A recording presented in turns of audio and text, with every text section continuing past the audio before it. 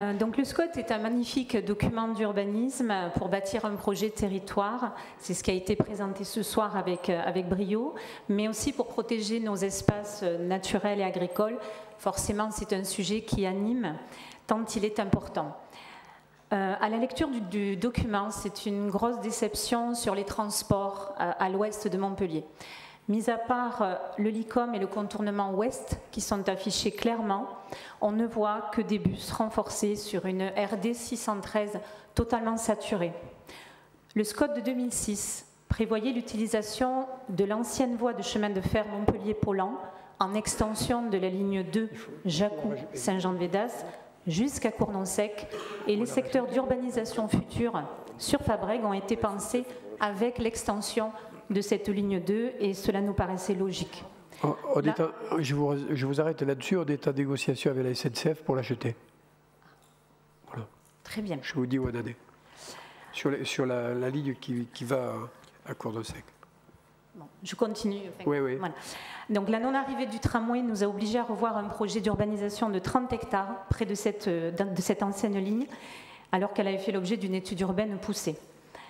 On parle à l'ouest de Montpellier d'implanter un lycée, de développer la production agroalimentaire pour la métropole, de faire un pôle d'artisanat productif, de construire de nouveaux logements. Toujours pas de transport en commun sur cette ancienne ligne de chemin de fer. On sait que le tramway coûte cher, vous l'avez dit, et doit desservir des zones denses, mais nous allons devenir denses si ce n'est que nous le sommes déjà. On nous parle d'un TER, pourquoi pas un bus à haut niveau de service, hybride, qui coûte moins cher et permettrait de désengorger sur 20 km plusieurs communes à l'ouest de Montpellier, qui pourraient être couplées avec une piste cyclable mixte pour les vélos, les trottinettes, vous en avez parlé tout à l'heure, les randonneurs. Cet aménagement permettrait une accessibilité des usagers sans limite d'âge ni capacité physique.